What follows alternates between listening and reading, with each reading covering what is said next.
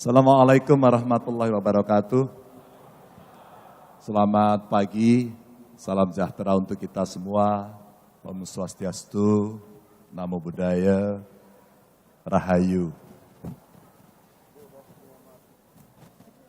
Kalau saya bicara di depan teman-teman wali kota, agak tidak terlalu banyak yang saya ceritakan. Karena wajah-wajah yang hadir di sini hampir setiap hari saya ikuti aktivitasnya di kota masing-masing. Dan rasa-rasanya masing-masing punya inovasi yang dahsyat, punya kepemimpinan yang sangat kuat, dan bagaimana kota di Indonesia kemudian berubah dengan begitu cepat. Maka izinkan saya tidak bermaksud menggurui, hanya sharing session saja sebagai orang yang tidak pernah menjadi wali kota. Tapi sebagai orang yang sama-sama menjabat sebagai kepala daerah. Dan tentu saja catatan saya di tempat Bapak Ibu, ya pasti so-so sajalah. Hanya Kang Bima tadi sampaikan, kita menghadapi tantangan yang tidak enak. Situasi yang tidak nyaman. Karena disrupsi terjadi di dunia, geopolitik berubah, dan kita harus menempatkan diri pada posisi yang tepat. Maka sesuatu yang bisa menjadi data sains untuk pengambilan keputusan hari ini menjadi begitu penting. Saya mengapresiasi teman-teman di Apeksi yang tadi acaranya kita lihat di video melibatkan anak muda, mengajak mereka untuk memahami situasi dan bagaimana mereka mau terlibat dan berkontribusi agar tidak apolitis. Karena hampir setiap denyut nadi kehidupan kita sebenarnya politik. Sebenarnya politik. Hanya orang kadang tidak percaya saja bahwa itu terjadi. Bapak Ibu, saya agak kesulitan tema apa yang kemudian Kang Bima berikan kepada saya, Pak Dhani. Lalu saya coba cari bagaimana inovasi desentralisasi otonomi. Saya ambil cerita yang di Jawa Tengah. Di tempat lain saya nggak berani cerita. Karena di luar Jawa Tengah saya lihat jauh lebih hebat. Kami selalu belajar aja dari tempat yang lain. Maka next, kalau kita melihat next, saya mencoba yang ini visi misi sebenarnya jamak karena kita semua waktu mau pilkada disuruh buat ini. Maka disitulah lokalitas masuk. Maka disitulah prioritas masuk. Maka disitulah segala pemikiran yang mau kita wujudkan masuk. Pasti ada dong, pasti adalah mimpi dari prioritas yang akan disampaikan, ditawarkan kepada masyarakat. Sehingga segala kompleksitasnya pasti akan tetap ada. Tapi waktu saya mau running pertama menjadi gubernur, Bapak Ibu sekalian, saya tanya masyarakat Jawa Tengah, apa problem yang ada di Jawa Tengah menurut Anda hari ini? Apa Bapak Ibu? Yang pertama korupsi. Yang kedua janji politik yang biasanya tidak ditepati. Tidak ditepati itu kalau tidak mencapai target bukan tidak ditepati. Tapi kalau sudah janji kemudian dia tidak eksekusi apalagi dalam perencanaan pembangunan sampai menjadi program, itu bohong. Dua inilah yang kemudian waktu itu kami coba kombinasikan bagaimana pemerintahan bersih yang tidak korupsi. Yang kedua, bagaimana kemudian janji politik itu dipenuhi. Maka dalam bahasa Jawa kita sampaikan, mboten korupsi, mboten ngapusi, tidak korupsi, tidak menipu. Karena rakyat biasanya begitu. Nah, dari cerita inilah visi misi kemudian dibikin, dan berjalanlah otonomi daerah dengan sangat luar biasa. Jadi Pak Dhani tadi membacakan CV, saya pernah di DPR di Komisi Pertanian, tapi saya juga pernah di Komisi Politik, di Komisi 2, dan kita bicara otonomi daerah. Dengan segala tetek bengeknya, dengan segala perkembangannya, mulai dari Undang-Undang tahun 99, direvisi 2004 dan seterusnya. Lanjut. Maka kalau kita melihat Bapak Ibu, mudah-mudahan kebaca tulisannya, next. Operatornya di mana ya? Ya, next. Next itu lanjut ya. Bapak Ibu, waktu itu saya mencoba memahami beberapa persoalan yang ada di masyarakat. Pak Ganjar kalau saya usul kok nggak bisa masuk. Mari kita cek diri kita sendiri. Kita kepala daerah kalau dikritik marah atau terima. Kita, gubernur, wali kota, kalau mau mendengarkan suara masyarakatnya, mereka kita suruh datang ke tempat kita, atau kita berikan fasilitas agar mereka bisa melaporkan. Dua, ketika mereka melaporkan kelakuan kita punya pilihan. Kita diam, karena kita marah, karena tidak mau dikritik, atau kita mau bereaksi, karena itu komplain yang muncul di masyarakat. Bapak Ibu, yang diminta masyarakat kemudian apa? Saya hanya minta dua Pak, pemerintahnya bersih dan melayani. Melayani ternyata mereka pengen diterjemahkan dalam bentuk satu transparansi, yang kedua adalah akuntabilitas. Silakan cek, bener apa enggak. Saya kaget sekali Kang Bima, kemarin saya datang ke salah satu kabupaten di Rembang. Saya dialog dengan siswa. Saya bilang, akses pendidikan itu dipermudah. Bonus demografi sudah terjadi di Jawa Tengah. 13 tahun ke depan, kita akan memanfaatkan situasi ini. Apakah kita berhasil atau gagal? Tiongkok tahun 90 mendapatkan bonus demografi. Hari ini dia mendapatkan situasi itu karena investasi di pendidikannya tinggi sekali. Saya mau cerita aja. Tapi dalam dunia pendidikan kita, ada saja perilaku yang katanya itu biasa. Apa? Pungli. Dalam sebuah dialog saya sampaikan, sekolah di mana SMA? Negeri. Bayar enggak sekolahnya? Enggak Pak. Enggak bayar kami Pak. Tapi seragamnya bayar. Oh iya kalau seragam mesti beli. Tapi SPP enggak bayar kah? Enggak. Uang gedung enggak ada Pak. Kamu? Enggak ada Pak. Kamu? Enggak ada Pak. Kamu? Ada Pak. Apa katanya? Uang gedung Pak. Oh jangan ngomong. SMA SMK udah saya bebasin loh. 800 miliar saya berikan agar kalian sekolah enggak usah bayar. Bapak Ibu. Bertahun-tahun keputusan ini kita berikan, apakah kemudian kawan-kawan kita melakukan itu? Jawabannya, tidak semua. Dan anak ini bercerita dengan apa adanya. Pak, setiap kenaikan kelas kami dipungut. Loh kan nggak boleh ada pungutan. Ini bukan pungutan Pak, maaf saya koreksi. Infak. Bapak Ibu, penyakit korupsi kita ada di situ. Kita serius apa enggak? Akhirnya dengan perjalanan saya sampaikan, Bapak Ibu tenang saja, saya pastikan duitnya harus kembali. Dan rasa-rasanya kepala sekolahnya akan bermasalah dengan gubernur. Kemudian rekaman itu ada di-upload di IG saya, sama staf saya. Saya tidak menduga sampai dengan kemarin sore 7 juta yang nonton. 7 juta yang nonton dan mereka menumpahkan segala kekesalan dan menyampaikan, Pak di SD ini terjadi, Pak di SMP ini terjadi. Bapak Ibu, publik masyarakat mau itu. Mana kira-kira janji politik kita yang akan kita berikan pada saat kita kampanye kepada mereka? Simpel sekali. Biasanya rata-rata problem itu muncul karena dari kita sendiri. Kolusi kita bangun sendiri, korupsi dikreasi sendiri, dan kita membangun kekuatan imperium kekuasaan itu mendapatkan uang. Maaf dengan segala hormat harus saya sampaikan. Maka ketika transparansi dan akuntabilitas itu ada, satu-satunya yang bisa kita lakukan adalah memberikan informasi yang benar dan terbuka. Itulah masuk Government Resources Management System. Baru mulai e-planning sampai e-delivery sampai tata usahanya kita digitalisasi. Dan alhamdulillah pada saat itu hampir 2 triliun anggaran bisa kita hemat karena harga penentuan sendiri kita itu rata-rata punya perbedaan meskipun tidak terlalu tinggi. Sama-sama kertas, dinas A dengan dinas B itu harganya bisa beda. Saya tidak mengerti. 2.000-an kurang lebih nomenklatur yang sama Bapak Ibu. Kapan kita akan membersihkan? Ini sekedar berbagi cerita. Itu problem sistematik yang kemudian muncul mulai dari e-planning sampai delivery.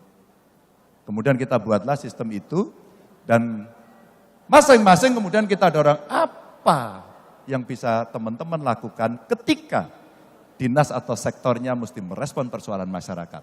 Alhamdulillah ini menarik sekali. Inilah yang kemudian menjadi inovasi yang berkembang luar biasa dari kawan-kawan ASN yang punya integritas dan komitmen tinggi. Muncullah bank inovasi karena setiap kali komplain publik masuk dalam dashboard saya. Setiap kali respon tidak diberikan, maka dia akan kasih alert ke saya. Maksimum 1 kali 24 jam mesti ada responnya. Kalau tidak, kepala sekolah, kepala dinas, atau siapapun yang bertanggung jawab, pasti punya masalah. Saya tidak menduga kejadian anak sekolah itu, kepala dinasnya saya suruh ngecek, keputusan kepala dinasnya, Pak kita bina dulu Pak, kita tarik dia dari jabatan kepala sekolah. Dan hari ini menggemparkan. Hanya cerita kecil dari pengakuan seorang siswa. Apa yang saya lakukan pada siswanya? Lindungi siswanya sekarang juga. Jangan sampai cerita dia kemudian gurunya ngamuk sama muridnya. Itu biasa yang terjadi. Bapak Ibu, ini segar cerita saja. Maka mulai penurunan AKI AKB punya inovasi, mengintip orang hamil, nginceng wong meteng dalam bahasa kami, mengintip orang hamil selalu peduli pada ibu hamil. Pak Presiden menyampaikan stunting harus beres. Buat saya bukan stuntingnya, ditarik dari awal pranikah, begitu mereka menikah, kemudian dia punya anak, kemudian sampai balita dia selesai. Satu paket pekerjaan yang kemudian mesti kita libatkan lebih banyak orang. Ini inovasi-inovasi yang kemudian muncul. Termasuk tadi, bagaimana perhatian kepada ibu anak, bagaimana lebih banyak mendengarkan apa-apa yang menjadi suara masyarakat, dan kemudian kita berikan aplikasi yang memudahkan mereka. Dan kita menjaga perasaan kita untuk tidak tersinggung. Kalau kemudian masyarakat protes sama kita. Ya seperti saatnya biasanya kalau mau pemilihan orang mendekati dengan senyum yang lebar. Begitu terpilih, kecutnya kadang-kadang terlalu lebar gitu ya, kurang senyum. Bapak Ibu, dan di sebelah kiri kemudian bagian dari apa-apa yang dikerjakan oleh teman-teman. Next, saya mau agak cepat. Lanjut. Maka kami mencoba bertanya kepada Kemdagri. Pak Menteri Dalam Negeri, tolong dong Pak, kami dikoreksi. Kalau kemudian dengan seluruh indikator ini harus saya kerjakan, kalau ada yang kurang, apa sih Pak yang harus kami lakukan? Maka mulai bagaimana fungsi pemerintahan bisa berjalan, biasanya di Kemdagri pakai scoring. Kalau 70% skornya udah bagus belum? Oh berarti udah bagus Pak, oh lolos. Ini angka-angka saja Pak. Lanjut. Oh berarti 70, lolos. Lolos bro, tenang aja, kamu perform. Atau barangkali perbandingan capaian fungsinya. Kalau sangat tinggi, kamu naik kelas gak? Oh dari 16 ke 20 kamu naik, lolos. Yang tinggi 5 ke 6, lolos. Oh yang sedang sudah geser ke tinggi, bagus. Maka saya apresiasi teman-teman kepala dinasnya. Anda the best. Kalimat sederhana itu ternyata membuat mereka oke. Kalau di WA Group biasanya hanya saya kasih jempol merah putih. Makasih Pak Gub, makasih. Berarti saya oke Pak ya? Oke, jalan terus. Tapi kamu mesti inovasi. Lanjut. Lalu ada progres perbaikan kinerja fungsi pemerintahan, lalu kita bandingkan dari tahun ke tahun, tapi yang menilai orang lain. Kalau yang menilai kita narsis. Narsismenya kemudian boleh ditampilkan, tapi Anda akan berhadapan dengan masyarakat. Apa itu? Medsos. Maka saya wajibkan seluruh OPD saya punya medsos dan centang biru. Semua punya medsos dan centang biru. Ini kebetulan salah satu dinas saya, OPD saya lagi kita tugasin jadi wali kota di Salatiga. Ya, ini dari salah satu kepala dinasnya. Maka saya pesankan, silakan kemudian pengalaman baiknya diterapkan di situ. Terbuka, transparan, kemudian komplain handlingnya cepat. Maka ukuran angka-angka dari progres ini menunjukkan hari ini capaianmu berapa, tahun berikutnya berapa, kemudian diperbandingkan, kamu sedang dinilai oleh Kemdagri.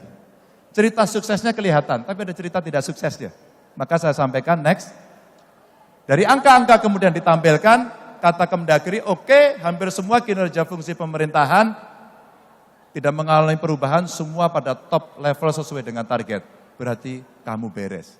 Tapi ada kinerja fungsi yang perlu perbaikan, mulailah gambarnya kelihatan yang di sebelah kanan. Mulai kita cerita penanaman modal, oh iya Pak, begitu COVID kemarin kurang, oke. Maka targetmu sekarang mesti kamu tingkatkan, karena sekarang sudah tidak ada yang pakai masker lagi. Apa artinya nggak boleh ada alasan lagi. Investasi kemudian mesti didorong tidak hanya mempermudah izin, tapi menjemput pasar. Tidak lagi pada pasar dalam negeri, tapi masuk luar negeri.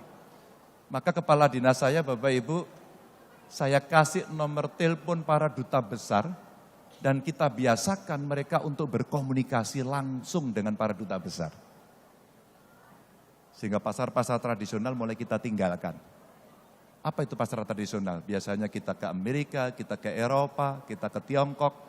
Kenapa kita tidak ke Afrika? Kenapa kita tidak membuat satu kreasi investasi kerjasama dengan sana? Ini yang kemudian komunikasi kita lakukan, dan kemudian capaian-capaian yang masih bolong itulah yang menjadi tugas mereka. Maka achievement motivation-nya diukur dari indikasi ini. Lanjut. Maka kemudian angka-angka ini, garis-garis ini menunjukkan, gak usah dibaca jelimet-jelimet Bapak Ibu, tenang saja. Sambil mohon maaf, silakan barungkonya dicoba dulu Pak. Agak manis sih itu, tapi gak apa-apa. Nanti setelah dari Makassar, gak usah makan gula lagi. Tapi hari ini boleh. Barungko itu makanan yang paling saya suka. Yang paling saya suka. Jadi kalau kesini saya cari barungko dulu Pak. Maaf Pak, hampir 5 tahun lebih saya dikasih gelar Daeng Manabah. Jadi hari ini saya jadi orang Makassar. Bapak Ibu, ini ceritanya. Pertumbuhan ekonomi rata-rata ternyata mengikuti apa yang terjadi wave-nya dari pusat. Tapi kita ngikuti terus. Peran para wali kota, para bupati menurut saya luar biasa. Nah, kalau ada gubernur ngomong, itu kerja saya, bohong. Bohong. Gubernur itu wilayahnya di tengah. Maka kalau saya mengatakan gubernur itu like a bridge. Di bawah ada kawan-kawan bupati wali kota, di atas ada presiden. Maka segala sesuatu yang tidak pernah bisa selesaikan, maka gubernur yang harus menyelesaikan. Sebuah kejadian menimpa Jawa Tengah. Kejadian menjadi viral di mana-mana, karena saya menjadi tertuduh utama. Pembuatan bendungan bener di Purworejo, yang kemudian menjadi terkenal dengan kasus Wadas. Dan itu menjadi stempel hitam. Satu aja saya bilang sama kawan-kawan saya, biasalah menghadapi persoalan, jangan lari dari persoalan. Begitu persoalan itu muncul, sebuah ketakutan, kadesnya tinggi. Bupatinya saya telepon, bro, kenapa ini? Anu Pak Ganjar, itu ada persoalan. Iya, tapi siapa yang harus menghadapi langsung? Ini proyek punya pemerintah pusat, dari PUPR, Balai Besar. Ini bendungan nanti tertinggi. Ini akan menyelesaikan satu pengendalian banjir, dua suplai air, dan kemudian derivat turunan dari proyek itu. Nilainya gede banget dan sudah belasan tahun tidak pernah bisa berhasil. Dan kita lobbynya sudah setengah mati untuk bisa mendapatkan ini. Kenapa kita tidak bisa bertugas? Tentu ada yang pro, ada yang kontra. Tapi begitu tindakan agak represif muncul, videonya muncul, satu pun tidak ada yang terbiasa mengatakan, siap, saya salah dan saya bertanggung jawab. Tidak ada Bapak Ibu. Ketika itu tidak ada, maka saya sampaikan, saya datang ke lokasi, saya sampaikan, satu, saya penanggung jawabnya. Dua, ini saya bereskan. Tiga, yang ditahan saya minta keluar. Empat, saya akan mendatangi orangnya. Hari ini saya masih dibully. Tapi seluruh informasi tidak terbagi dengan baik. Maka saya sampaikan kepada mereka, Mas Ganjar gimana kasus Wadas? Ketua kelompok penolaknya sudah menerima dan mendapatkan ganti untung 11 miliar. 11 miliar. Saya komunikasi sama Pak Presiden, Pak Jokowi. Udah Pak Gub, silahkan diteruskan. Izin Pak. Skim ganti ruginya ini bagus banget Pak. Itu akan memudahkan kami untuk berbicara dengan mereka. Dan sekarang 100% semua sudah diukur lahannya. 100%. Bapak Ibu, sebenarnya cerita-cerita dalam konteks pemulihan ekonomi ini mesti dilakukan. Saya konsultasi, ngobrol sama Pak Presiden cukup lama dan berkali-kali. Saya mendapatkan briefing pada tanggal 21 April itu kira-kira 50 menit.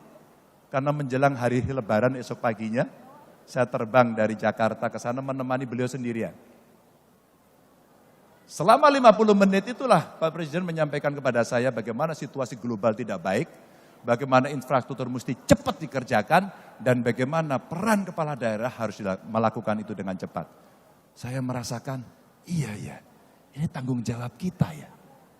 Maka kalau kemudian kita mau mengejar grafik ekonomi ini, rasanya kawan-kawan kepala daerah, wali kota hari ini bertemu, udah betul. Teman-teman punya kesamaan frekuensi, teman-teman bisa sharing pengalaman, dan kemudian kita maju bareng-bareng. Lanjut, ekonomi, kesejahteraan dan kualitas SDM setelah pandemi, terus terang saja, ini masih meninggalkan PR yang masih besar, stunting, pengangguran, kita mesti melakukan atau membuat job creation, melibatkan anak muda tadi saya lihat dari teman-teman wali kota itu keren banget. Dan anak muda hari ini butuh kreatif hub lebih banyak. Bapak Ibu silahkan. Anak muda butuh ruang-ruang kreatif dengan dukungan infrastruktur IT yang bagus. Untuk seni yang hebat. Saya kemarin ketemu dengan Putri Aryani. Saya kagum betul sama anak ini. Talentanya luar biasa. Ada berapa Putri Aryani di Indonesia yang bisa menggemarkan America's Got Talent dan mendapatkan Golden Buzzer di sana? Ada berapa? Kalau kita punya 10 saja Bapak Ibu sudah menggoncangkan dunia dari sisi seni, belum dari sisi olahraga. Nanti yang science lah, silakan. Tapi PR ini Bapak Ibu mesti kita dorong karena bonus demografi 13 tahun sekali. 13 tahun mesti kita bereskan. Kalau enggak gagal kita. Ini kita mesti sangat serius. Maka rasanya kita lebih pada skill, expertise, keahlian, atau pada ijazah. Bapak Ibu, pada titik ini suka tidak suka, mau tidak mau mesti direform betul. Harus direform. Kita menyesuaikan sama perkembangan zaman yang membutuhkan tenaga itu. Dan kalau kita kelebihan, gak apa-apa kita ekspor, tapi mesti skilled labor. Bukannya unskilled. Ini soal bonus demografi dan bagaimana menjaga kualitas SDM kita. Lanjut. Serapan tenaga kerja tadi dan kelayakan upah ini berimbang mengikuti pekerjaan, tapi ukurannya satu, berapa kinerja yang bisa kita lakukan dan berapa keterampilan yang dibuat. Maka ketika Pak Presiden memerintahkan saya, Pak Gubernur di Jawa Tengah ada enggak tempat yang bisa kita jadikan sebagai sebuah contoh? Jadilah Batang. Kawasan industri Batang, kita kompetisi dengan Vietnam, 9 bulan kita kerjakan bisa dengan cepat, tapi Pak Presiden izin ini akan ada problem SDM. Maka kita buatkan vocational school di sana dan kita siapkan mereka nanti untuk masuk ke kawasan ini. Bapak Ibu, sebenarnya simpel tapi kita butuh contoh. Kalau nggak ada contohnya, seeing is believing. Nggak ada contohnya dia nggak mau melakukan. Lanjut. Kapasitas Pemdanya lanjut aja, ini soal pajak, penarikan dan berikutnya. Nah, berikutnya ketika kemudian kemampuan tidak sama, maka mau tidak mau pemerintah mesti melakukan intervensi, itulah subsidi. Dan hari ini problem besar kita ketika kita punya problem El Nino, lalu nanti problem pangan. Sayang, saya sampaikan pada DPR RI, ini ada anggota DPR RI juga di sini, tapi komisinya sayang tidak di komisi 4. Saya sampaikan Pak, pupuk kita subsidinya jangan dipotong. Hari ini petani sekarang mengalami kesulitan itu semua. Hampir sekali saya kira di tempat Bapak Ibu juga. Tapi karena kota tidak banyak pertaniannya, maka banyak sekali hari ini yang tidak bisa tercover. Saya sampaikan waktu itu, mungkin Bapak Ibu melihat fotonya, ada Pak Jokowi, ada saya, ada Pak Prabowo di tengah sawah. Orang bilang itu bicara politik, padahal iya. Politik pertanian maksudnya, ada Pak Sarul juga di sana. Dan kita bicara bagaimana soal pupuk kita selesaikan. Pak Presiden bilang, itu loh Pak Gubernur, maka PIM-nya di Aceh kita hidupkan lagi. Bapak Ibu, ini problem serius yang hari ini muncul. Subsidi antara lain untuk pendidikan, untuk kesehatan, untuk pertanian, suka tidak suka, mau tidak mau. Maka saya sampaikan, kalau kemudian kita mau membuat prioritas belanja untuk subsidi, yuk kita dorong yuk. Yang pertanian kita berikan fasilitasnya, tapi ya sapotran kita jaga, tapi ya achievement-nya kita dorong. Saya bayangkan, IPB, Institut Pertanian, Pak saya mau sawah kita itu kalau ditanam padi minimum harus 7 ton. Bagaimana caranya? Ilmunya di kalian, saprotannya dari kami, modernisasinya dari kami, off-takernya Bulog, dan seterusnya. Masa kita kalah sama Thailand? Tugasin aja, ada BRIN, ada kampus, ada perusahaan, tugasi. Dan ini pekerjaan pertanian semusim. 3 bulan sudah cukup.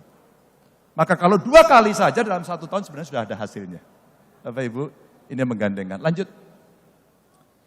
Terus, nah ini. Yang sifatnya lokal sudah. Tapi Bapak Ibu, di luaran ngeri sekali. Saya yang tidak terbaca, saya mau bacakan saja. Biar Bapak Ibu agak enak nanti coba membaca.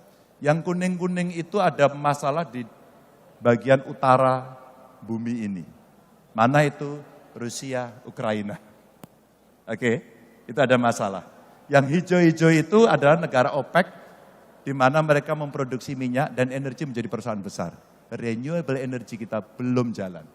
Green energy, blue energy, ya belum berjalan, mohon maaf. Dan kita skornya masih sangat rendah. Tapi kita punya peluang. Maka saya katakan, hilirisasi dari industri, termasuk yang di Batang itu adalah teknologi baterai. Nikelnya kita punya, saya kira tempatnya di Sulawesi, yang paling banyak.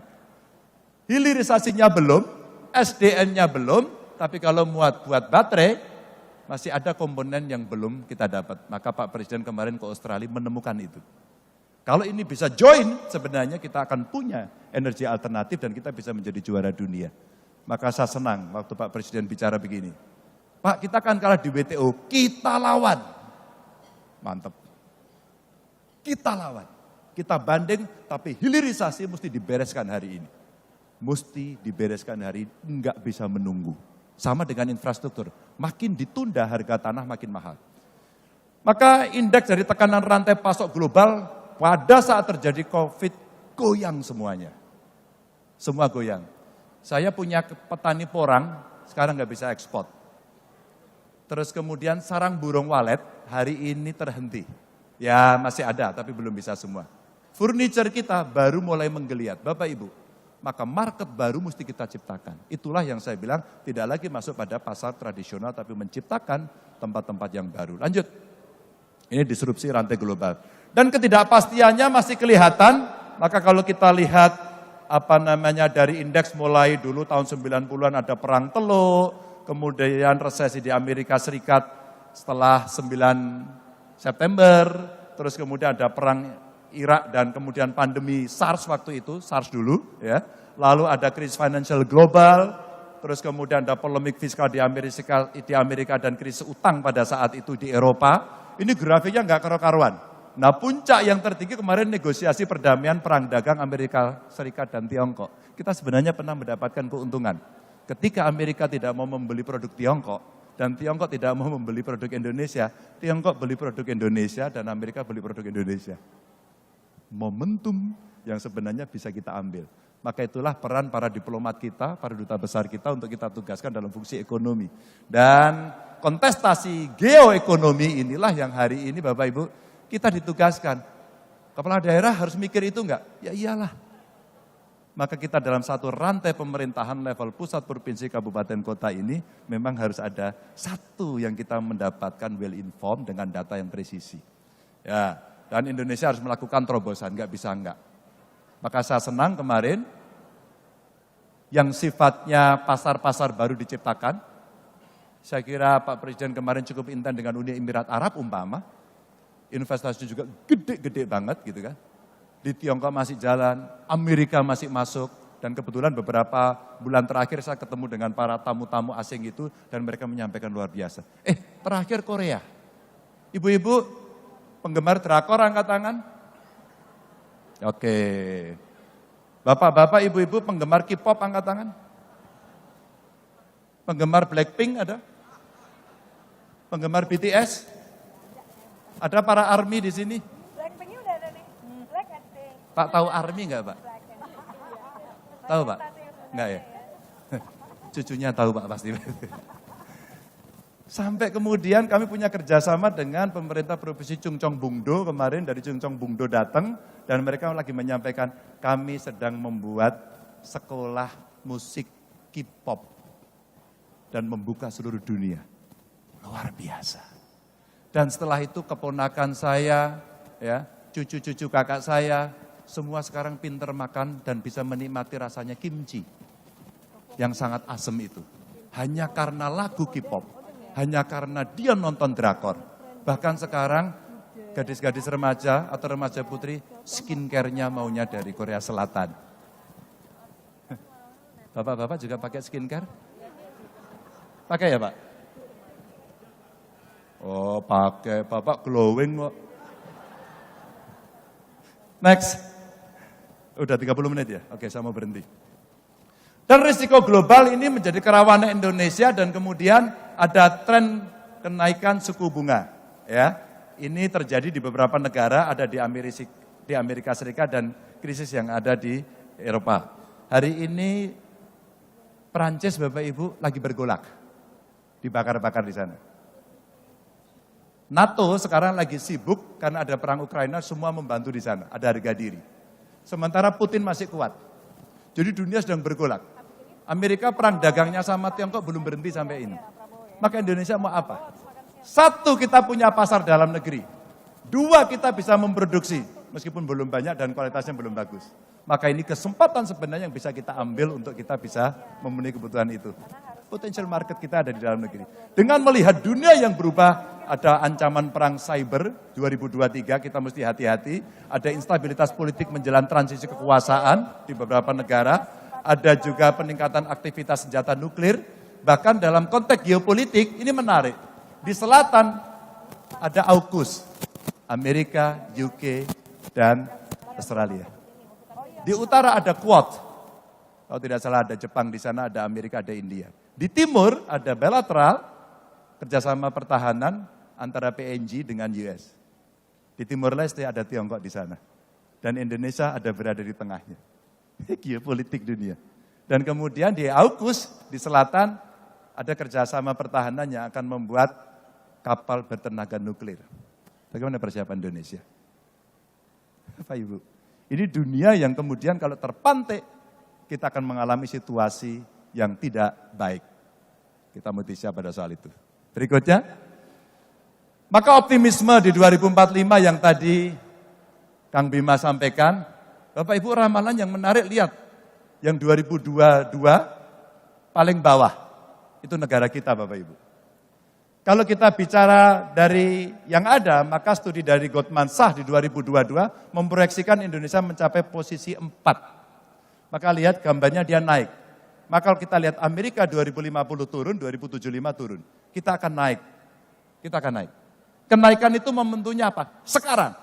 13 tahun ke depan, ketika kita punya bonus demografi dan ketika kita bisa mengerjakan sendiri. Fondasi yang kuat Pak Jokowi sudah lakukan. Tinggal siapa yang akan membereskan kelak. Ada banyak negara yang drop, Jepang akan turun posisinya dari ranking 3, diprediksi ke-6, bahkan diprediksi ke-12. Negara maju. Perubahan global kira-kira sudah diramalkan oleh mereka yang memang punya expert di situ. Lanjut. Maka ini yang mesti kita dorong. Dan sektor-sektor unggul, mulai demokrasi dan demokratisasi yang kita makin baik. Makasih Kang Bima. Pesan politiknya dapat. Tentu saya hadir sebagai gubernur di sini. Tapi saya senang karena kemudian kita tidak lagi membentur-benturkan. Ingat, pemilihan kita, bapak-bapak, ibu-ibu wali kota, gubernur, presiden, itu setiap 5 tahun sekali dan hanya bisa 2 kali, nggak bisa ditambah. Yang bisa ditambah kira-kira kades. Ada yang mau 3 kali? Maaf, tidak bisa. Kecuali Bapak Ibu berpindah ke tempat yang lebih tinggi. Seperti pengalamannya Pak Jokowi jadi wali kota, gubernur, kemudian presiden. Dan hanya Pak Jokowi yang punya pengalaman itu. Tapi dengan posisi seperti itu, demokrasi yang lebih baik tadi, statementnya di beliau berdua tadi bagus. Kita ciptakan yang dingin-dingin saja. Kita udah punya pengalaman. Jangan sampai terjadi pembelahan sosial. Jangan sampai kemudian hoaxnya bertebaran. Dan kita berkelahi habis-habisan dengan saudara kita sendiri. Udah deh. Dengan segala hormat saya sama Pak Prabowo, saya pernah menjadi jurukamnya beliau. ketika Mega Prabowo, kami kalah. Pada saat kemudian harus bertanding, Pak Jokowi dengan Pak Prabowo, 2 kali saya menjadi jurukamnya Pak Jokowi dan menang. Dan kami berkomunikasi sampai dengan hari ini baik-baik saja, maka di Kebumen foto kami bertiga tersebar dan kami bercanda. Bahkan videonya Pak Prabowo ngangkat tangan saya dan kami bercanda. Dengan Mas Anies, teman saya saat kuliah. Kami berteman lama sekali. Maka kalau ledek-ledekan, kita ledek-ledekan gaya mahasiswa waktu di UGM dulu. Asik-asik aja kan? Dan waktu naik haji kemarin kami bareng-bareng satu hotel, tiap hari makan sarapan bareng, kita bercanda. Apa yang mau kita sakiti dari kawan-kawan kita? Apakah yang sakit nanti tidak masyarakatnya? Tidak bangsa dan negaranya. Padahal tantangannya demokratisasi, transformasi digital yang belum tuntas, kecepatan infrastruktur teknologi informasi kita masih sangat lambat, dan kemudian di remote-remote area belum bisa mengakses, sementara anak-anak muda yang tadi Kang Bima kumpulkan tadi, dia butuh itu untuk dia bisa mengembangkan seluruh potensinya. Apakah tidak itu yang lebih baik kita pikir? Karena kontestasi 5 tahunan itu adalah loyalitas 5 tahunan. Besok kita akan berjumpa lagi atau kita akan lawan lagi. Apa yang terjadi? Pak Prabowo dan Mas Sandi ikut dalam pemerintahannya Pak Jokowi dan kita harusnya berpikir itulah damai. Itulah peace. Itulah kita mesti membangun yang ada. Sedangkan kita ditantang pada ekonomi hijau dan ekonomi biru yang kemudian kita harapkan kita bisa naik karena skor kita masih rendah. Mudah-mudahan cukup menjelaskan agar kita bisa bersikap dalam persatuan Indonesia. Assalamualaikum warahmatullahi wabarakatuh. Hormati Pak Dan, yang saya hormati, terima kasih. Bapak Ibu sekalian, izinkan saya memulai dengan menyampaikan Assalamualaikum warahmatullahi wabarakatuh. Semoga kita semua selalu dalam keberkahan Allah dan semoga pertemuan ini, perjumpaan ini memberikan manfaat bagi semua.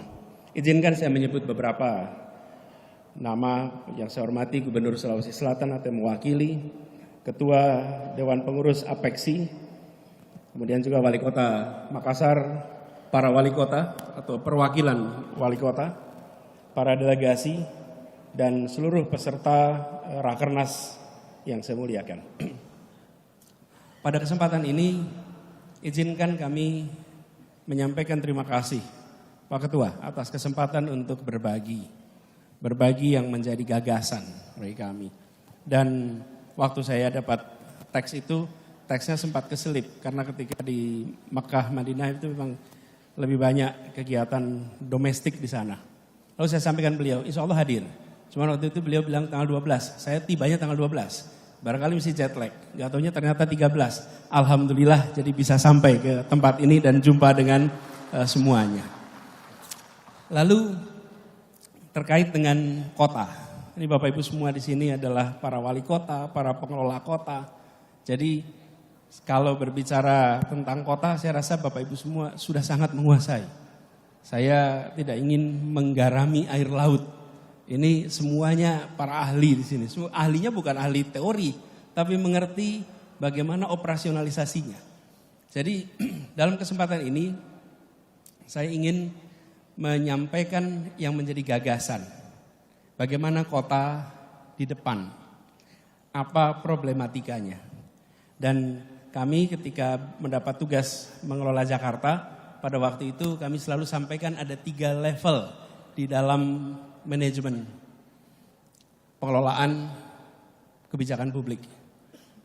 1, gagasan, diturunkan dalam bentuk narasi supaya bisa dipahami oleh semua, sehingga visi itu diketahui secara sama, simetris oleh semua. Lalu ketiga adalah eksekusi, karya. Karena itu ketika menjadi 3 kata, katanya adalah gagasan, narasi, karya. Tidak ada karya tanpa gagasan, tidak ada karya tanpa narasi. Sehingga apapun yang dilakukan bisa dicari asal muasalnya dan dicari penjelasannya. Nah, itu yang kami ingin sampaikan di sini adalah beberapa hal terkait dengan gagasan.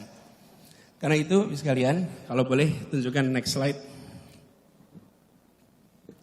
Ini gagasan awal yang kami bawa sama-sama di dalam perencanaan Indonesia ke depan. Ini peta Indonesia, potret Indonesia di malam hari. Apa yang menarik Bapak Ibu sekalian di sini?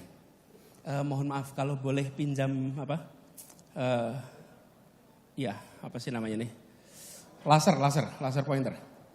Bapak Ibu sekalian kalau boleh perhatikan di layar ini potret Indonesia di malam hari. Tapi sebenarnya yang lebih menarik di potret ini, saya rasa layarnya ada banyak. Ini adalah potret kota-kota di Indonesia. Oke. Nah, ketika lihat kota-kota di Indonesia, Bapak sekalian, inilah wajah ketimpangan yang ada.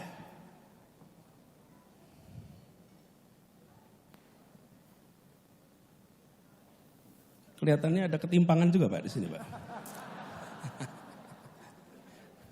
Coba dilihat dulu. Jadi kalau Bapak Ibu perhatikan, oke, sip. Ternyata ketimpangan pengetahuan pengelolanya nih Pak. Kalau Bapak Ibu perhatikan di sini, tidak sampai rupanya. Oke, lihat saja. Lampu ini menggambarkan kota di Indonesia. Ketika kita lihat kota-kota ini, Bapak sekalian, di Jawa paling terang itu Jakarta, Surabaya. Begitu masuk Sumatera, titik-titik kecil. Kalimantan titik-titik kecil. Ini yang lebih ramai itu di Sarawak. Ini Malaysia. Sampai di kawasan timur gelap. Saya tidak menggunakan statistik Bapak Ibu sekalian. Gak pakai statistik nih. Tentang macam-macam. Gak usah, pakai ilustrasi ini aja. Listrik yang nyala di malam hari. Dari situ terlihat ketimpangan yang luar biasa. Coba kita lihat negara lain. Kanan bawah India. India itu kalau ditanya kompleks. Ya, jumlah penduduknya 1,3 miliar. Lebih banyak dari kita. Tapi lihat ketika di malam hari. Terdapat distribusi yang relatif merata. Ini kalau pakai layarnya yang TV, warnanya lebih jelas. Di sini terlihat bahwa kota-kota memiliki, dalam tanda kutip, kontribusi yang relatif setara. Dari situ, lihat kemudian Korea Selatan apalagi. Seoul tentu saja paling kuat. Nah, jadi visi yang kita ingin tawarkan ke depan, kita ingin di malam hari seluruh kota di Republik Indonesia terlihat menyala terang dari udara. Itu kira-kira. Menyala terang tuh. Jadi jangan sampai kota-kota ini gelap. Kalau gelap itu perekonomiannya tuh rendah, kontribusinya rendah. Dan tentu saja PLN harus nyiapin suplainya. Barangkali pas dipotret pas biarpet juga bukan? Kan Bapak Ibu rutin mengalami masalah seperti itu. Bapak Ibu sekalian, Indonesia adalah sebuah negara yang dikenal sebagai negara agraris dan maritim. Tetapi sejak 2009 lebih banyak penduduk tinggal di kota daripada di desa. Sejak 2009. Jadi kalau sampai dengan sekarang 14 tahun kemudian proporsi penduduk tinggal di kota lebih banyak daripada di desa. Coba lihat next slide. Urbanisasi ini adalah inevitable, tidak bisa dihindari. Tetapi masalah yang ada di sebuah kota sesungguhnya adalah soal pilihan. Kita memilih membiarkan muncul masalah atau kita memilih untuk mengantisipasi masalah. Urbanisasi itu oke, baik-baik saja. Yang tidak baik itu Jakartanisasi. Ke Jakarta semua, that's not good. Tapi kalau urbanisasi, it's okay. Urbanisasi itu normal dan terjadi di seluruh dunia.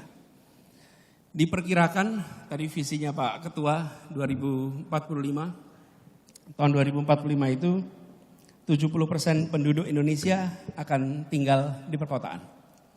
Harus antisipasi dari sekarang. Sekarang 57. Bila kita biarkan tanpa perencanaan yang serius secara kolektif, nanti kita mengulangi masalah yang ada di Jakarta. Kemudian yang kedua, kita saksikan bahwa di perkotaan ini kontribusi dari penambahan penduduk perkotaan itu setiap 1% penambahan PDB per kapita nasional meningkatnya 1,4%. Sementara di negara-negara Asia lainnya tambah 1% penduduk urban itu meningkat PDB sampai 3%. Artinya kota-kota kita belum menjadi kota yang produktif secara ekonomi. Lalu kita punya masalah lingkungan hidup. Dan dari semua kota di Indonesia hanya 8 kota yang memiliki kualitas udara yang baik. Hanya 8 dari semua. This is no good. Lalu kita menyaksikan bahwa 30 juta penduduk di perkotaan itu tinggal di pemukiman yang tidak layak. Ini fakta juga. Dan yang kelima, kita melihat kesenjangan sosial yang tinggi di perkotaan. Dulu saya menginisiasi program pengiriman guru-guru ke pelosok tanah air. Tanah air nih. Di pelosok-pelosok di Sulawesi ada, di Nusa Tenggara, di mana-mana. Karena adanya ketimpangan itu. Lalu ketika saya mendapatkan tugas menjadi calon gubernur, saya berkeliling Jakarta. Seperti juga Bapak Ibu kalau pilkada harus keliling. Pada saat keliling itu, saya justru menemukan bahwa kemiskinan ekstrim itu adanya tidak di pelosok yang jauh sana, tapi kemiskinan ekstrim itu adanya justru di pusat pemerintahan, di pusat negara kita, di Jakarta. Yang ekstrim miskin di situ, yang ekstrim kaya juga di situ. Jadi ketimpangan-ketimpangan di kota-kota kita itu ketimpangan yang harus dibereskan agak awal. Nah, kami melihat permasalahannya ada pada pertumbuhan yang tidak berkeadilan. Saya menggunakan contoh Jakarta Bapak Ibu sekalian, bukan tempat lain. Jakarta ini, Bapak Ibu sekalian, kalau kita lihat tata ruangnya itu berkembang tanpa dikendalikan dengan sebuah visi tentang pergerakan penduduk. Ini wajah Jakarta sejak tahun 72 sampai 2012. Sekarang lebih luas lagi di luar Jakarta. Kalau dalam Jakartanya tidak banyak berubah. Dan di Jakarta itu sekalian tinggal 8% tanah ruang terbuka, 92% tertutup. Kami merasakan apa yang kita lihat di Jakarta adalah fenomena yang bisa terjadi di kota-kota lain beberapa dekade yang akan datang. Karena itu kami memandang sebaiknya jangan mengulang problematika yang dilewati beberapa dekade di Jakarta dan kota besar lainnya, tapi mulai dari sekarang kita tata agar kota-kota kita ketika nantinya menjadi kota yang besar, dia menjadi kota yang layak huni. Berikutnya, saya ingin menunjukkan salah satu masalah juga yang dihadapi di kota-kota kita di Jakarta, di Indonesia. Pertama adalah soal kemandirian fiskal. Saya rasa Bapak Ibu semua merasakan soal kemandirian fiskal. Ini menurut laporan dari Kementerian Keuangan bahwa 60 atau 70% kota kita itu belum mandiri. 29% mandiri dan hanya 2% yang mandiri. Ini mandiri itu artinya PAD mampu membiayai lebih dari sebagian besar belanja daerah. Ini harus kita selesaikan sama-sama. Tidak bisa terus-menerus kota berada dalam posisi tidak mandiri. Jadi kalau ditanya ke depan seperti apa, kita ingin kota-kota di Indonesia menjadi kota yang mandiri. Yang kedua adalah ketimpangan APBD kota. Kalau Bapak Ibu perhatikan, Jakarta ini APBD-nya 77 triliun. Kota kedua lebih besar, Surabaya 9,5. Lalu Semarang 2,4, lalu turun semuanya. Ini harus jadi perhatian kita supaya pemerintah kota memiliki kemampuan fiskal yang lebih tinggi agar mereka bisa menyelesaikan PR-PR masalah urban dan visi membangun urban yang sehat. Ditambah kalau saya cek, kita semua ini punya beban administrasi laporan yang luar biasa. menurut catatan kami ada 259 laporan administratif yang harus diselesaikan dan menyita energi ASN kita. Ini harus dilakukan simplifikasi atas persoalan ini. Jadi, bagaimana ke depan? Kalau boleh kami berbagi apa yang menjadi visinya, kami melihat pertama, kota harus bisa mempercepat pemenuhan layanan dasar. Apa itu layanan dasar? 1, air. 2, kesehatan, pendidikan, pangan, papan. Ini contoh 5 layanan dasar yang harus dipercepat pemenuhannya. Pangan saja Bapak Ibu sekalian. Kita semua ini yang tinggal di perkotaan tidak punya lahan pertanian. Tapi bagaimana perkotaan dan pedesaan memiliki satu skema untuk bisa memasok kebutuhan pangan dengan harga yang terjangkau dan sustainabilitasnya terjamin. Kemudian yang kedua, tata kota yang produktif dan berkelanjutan. Produktif ini artinya di kota ini efisien. Aktivitas perekonomiannya tidak terhambat oleh faktor mobilitas, tidak terhambat oleh faktor-faktor sosial ekonomi lainnya. Kemudian kita melihat perlunya mewujudkan interkonektivitas antar daerah. Di mana itu daerah? Di dalam kotanya dan antara kota dengan wilayah-wilayah yang berada di sekitarnya. Karena dalam prakteknya kota-kota kita di seluruh Indonesia itu menjadi kota jasa yang memfasilitasi kabupaten-kabupaten yang berada di sekitarnya. Lalu yang keempat adalah menjadikan kolaborasi sebagai praktek di perkotaan. Kenapa kolaborasi ini praktek baik di perkotaan? Karena begini Bapak sekalian, kota itu tempat berkumpulnya masalah, tapi juga kota itu tempat bertumpulnya solusi, tempat berkumpulnya talent. Kalau tanya di mana lokasi orang-orang terdidik, kebanyakan di perkotaan. Di mana lokasi think tank di perkotaan, di mana lokasi NGO di perkotaan. Nah, sayang kalau mengelola kota itu hanya dikerjakan oleh pemerintah kota saja, bila tidak memanfaatkan institusi-institusi ini. Sama perguruan tinggi, di mana lokasinya? Di perkotaan. Karena itulah kolaborasi kami memandang sebagai kewajaran baru. Ini tadi kami berikan catatan, karena kita perhatikan salah satu next soal pendidikan. Salah satu faktor yang membuat kawasan perkotaan itu bergerak lebih cepat adalah ketika kualitas pendidikan dan kualitas manusia di daerah itu makin hari makin baik. Ini salah satu indikator saja. Kita melihat pemerataan perguruan tinggi kurang. Pemerataan perguruan tinggi ini tersentralkan di Jawa, apalagi di Jawa bagian barat. Di Jawa Barat itu ada 388 perguruan tinggi. Di Jakarta saja 276. Di Jawa Tengah 250, di Jawa Timur 341. Ini menyedot talent dari seluruh Indonesia. Untuk dapat pendidikan tinggi tersedot. Sekali mereka tersedot jauh dari kotanya, dari wilayah asalnya, potensi kembali itu lebih rendah. Karena itu kami melihat ini penting. Yang berikutnya, kota bukan hanya soal ekonomi saja. Kota adalah tempat berkumpulnya keragaman, tempat majunya kebudayaan. Jangan sampai kota semata-mata dipandang sebagai kegiatan ekonomi, tapi kegiatan budaya, kegiatan seni tidak muncul.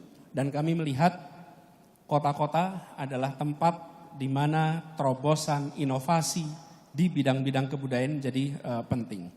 Karena itu kami merasa perlu di dalam pembangunan kota ke depan bukan hanya aspek ekonominya, tapi aspek kebudayaan itu menjadi fokus perhatian. Ini soal kotanya. Lalu saya ingin sedikit bahas soal kota dan wilayah sekitarnya.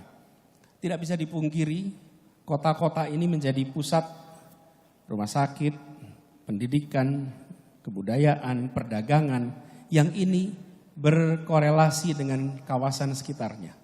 Jadi pembangunan kota harus juga memasukkan bagaimana bisa kolaborasi dengan daerah-daerah sekitarnya. Kami di Jakarta itu punya ketergantungan pangan yang luar biasa. Jadi kami buat kerjasama dengan kabupaten-kabupaten yang memproduksi pangan sehingga bisa memasok pangan, mengurangi mata rantai yang membuat harga menjadi tinggi. Ini saya berikan ilustrasi di sebelah kanan tentang bagaimana kita bekerja dalam konteks pangan. Jakarta membeli beras langsung dari kabupaten, contohnya misalnya di Cilacap atau di Ngawi. Maka kami kerjasama dengan Gapoktan, kontrak 5 tahun. Yang mengontrak siapa? BUMD kita. Kontrak 5 tahun, apa yang terjadi dengan adanya kontrak 5 tahun? Gapoktan punya akses pada kredit karena dia ada kontrak dengan kita. Melakukan mekanisasi pertanian, melakukan terobosan-terobosan dengan menggunakan kontrak 5 tahun itu. Dari sisi kami dapat beras dengan lebih murah. Dari sisi mereka dapat gabah dengan harga yang lebih tinggi. Dan itu kita kerjakan dengan berbagai kabupaten kota di seluruh Indonesia. Termasuk di sini Sawah Lunto. Ada Sawah Lunto di sini ya. Ada Sawah Lunto juga. Kita kerjakan beras dengan kota-kota ini. Nah, artinya kota secara serius dirancang untuk bekerja sama di aspek-aspek yang menjadi kebutuhannya dengan daerah sekitarnya. Jadi Bapak sekalian, kami melihat ada 4 prinsip untuk kota di masa depan: layak huni, asri, adil, maju. Kira-kira 4 itu yang kita ingin lakukan ke depan. Layak huni artinya airnya bersih, baik, kemudian papannya tersedia, tempat tinggalnya tersedia dengan layak, kemudian lingkungan hidupnya baik, adil artinya ada kesetaraan kesempatan dari mulai pendidikan, kesehatan, sampai dengan kegiatan keagamaan. Maju dalam artian kita terus-menerus membuat kota kita kota yang memfasilitasi modernisasi di kota ini.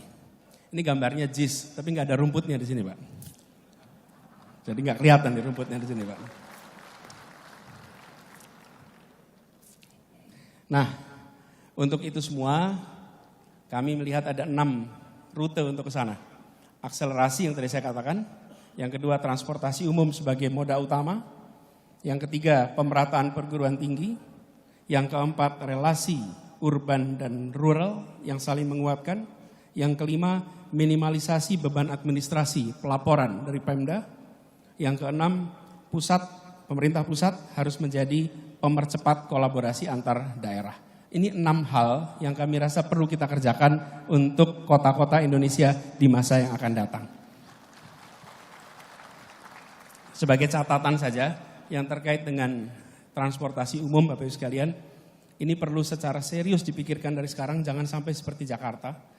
Kami di Jakarta berpuluh tahun menggunakan pendekatan namanya car oriented development. Pembangunan berbasis mobil atau berbasis kendaraan darat. Ke depan kota-kota harus membangun berdasarkan transit oriented development, berdasarkan kendaraan umum. Apa implikasinya? Seperti contoh, Pak. Kami di Jakarta ini kalau mengizinkan bangunan itu boleh dibuat tinggi kalau jalannya lebar. Makin lebar jalannya, makin tinggi izin bangunannya.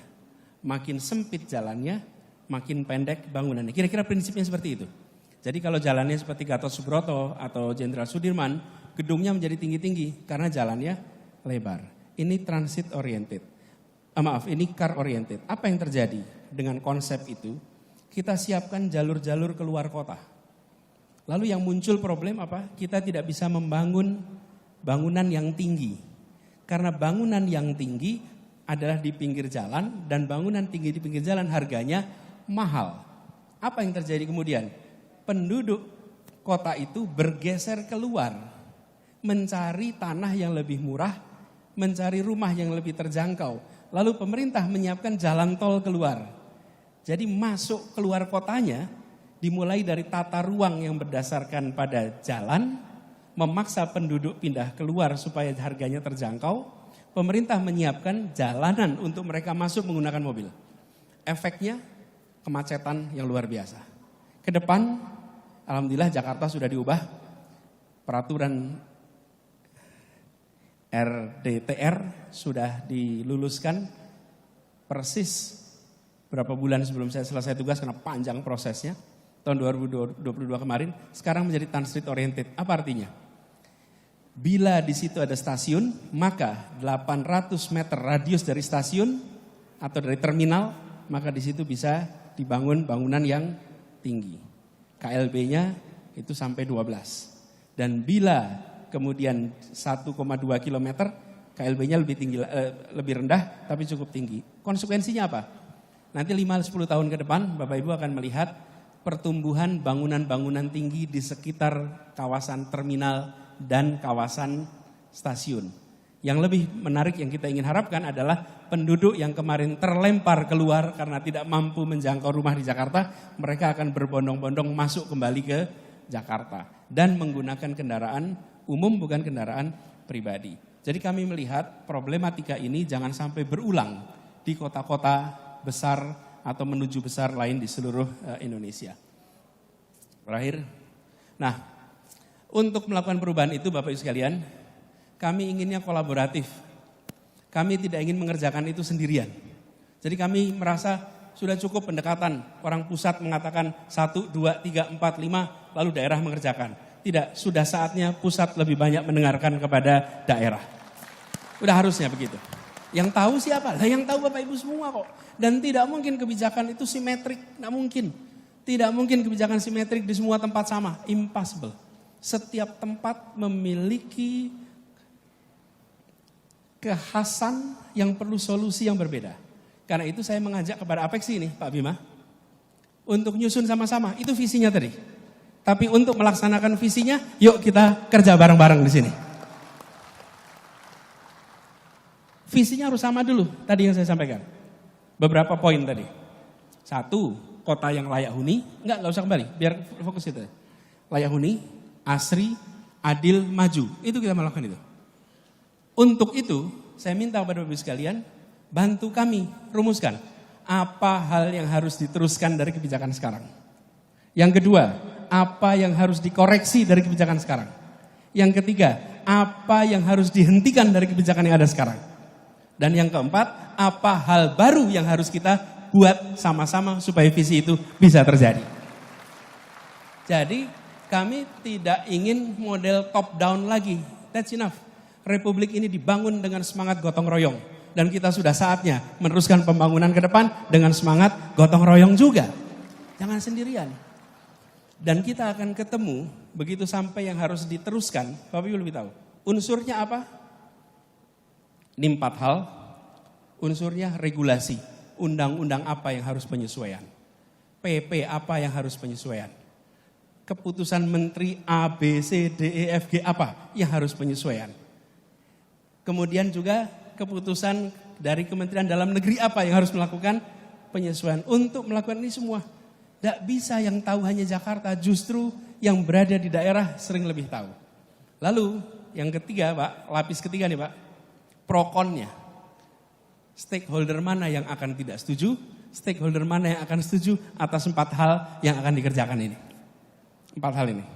Jadi kami berharap dari forum ini, 1 kami tawarkan apa visi ke depan, gagasan, narasi, karyanya kami sampaikan, tapi kita ingin bekerja bersama untuk mewujudkan dalam pelaksanaannya ke depan. Jadi terakhir coba. Kami berharap membangun kota ini berarti menghidupkan warga, mengelevasi desa, dan memajukan negara. Dan kami berharap potensi perkotaan itu dikembangkan secara merata. Jangan hanya kota di Jakarta atau kota di Jawa saja yang terlihat terang di malam hari. Dan kita membutuhkan kolaborasi bersama. Itu dari kami, terima kasih. Kurang lebih mohon maaf. Assalamualaikum warahmatullahi wabarakatuh. Bismillahirrahmanirrahim. Assalamualaikum warahmatullahi wabarakatuh. Selamat siang. Salam sejahtera bagi kita semua. Shalom, Om Swastiastu, Namo Buddhaya. Saudara-saudara sekalian yang saya hormati dan yang saya banggakan. Bapak Andi Sudirman Sulaiman, Gubernur Sulawesi Selatan, yang saya hormati, Bapak Dr. Bima Arya Sugiarto, Ketua Dewan Pengurus Asosiasi Pemerintah Kota seluruh Indonesia, sekaligus Wali Kota Bogor untuk periode kedua, Bapak Insinyur Muhammad Ramdan Pomanto, Wali Kota Makassar selaku tuan rumah. Hadir juga di sini Haji Andi Iwan Darmawan Aras, Wakil Ketua Komisi 5 DPR RI. Dan yang saya hormati dan saya banggakan, para wali kota atau wakil wali kota, anggota APEKSI yang hadir dalam kesempatan yang baik ini. Tentunya kita sebagai bangsa yang pejuang tidak henti-hentinya memanjatkan puji syukur kehadirat Allah Subhanahu wa taala, Tuhan Maha Besar. Kita masih diberi kesehatan, masih diberi nafas, dapat hadir di tempat yang baik ini dalam rangka melaksanakan Rakernas ke-16 APEKSI, Asosiasi Pemerintah Kota Seluruh Indonesia. Selanjutnya tentunya saya juga mengucapkan terima kasih yang sebesar-besarnya kepada APEKSI yang telah memberi kehormatan bagi saya, mengundang saya untuk menyampaikan beberapa pemikiran-pemikiran. Tapi kembali saya ingat, saya dulu komandannya Korps Baret Merah, jadi tidak ada masalah. Mau merah, mau putih, nanti saya diundang pakai tutup kepala kuning, nggak ada masalah. Kita semua bersaudara. Jadi demikian saya bicara sekarang adalah juga tadi kebanggaan di sini tempat perjuangan, sebagaimana semua daerah ada pengorbanannya, karena kita adalah bangsa yang tidak menerima kemerdekaan sebagai hadiah. Kita memperebutkan kemerdekaan dengan perjuangan yang lama, perjuangan yang penuh darah, keringat dan air mata. Kita tidak menerima hadiah, kita perang untuk kita merdeka. Jadi ini, dan di sini di kota ini juga ada makam Pangeran Diponegoro yang dibuang dari daerah asalnya, dan tidak ada salahnya kita berpikir apakah tidak di alam merdeka, tentunya dengan seizin rakyat Sulawesi Selatan, apa tidak ada baiknya kita kembalikan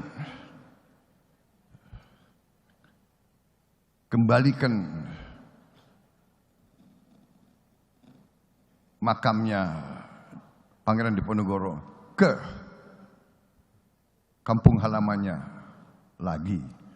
Perlu kita pikirkan.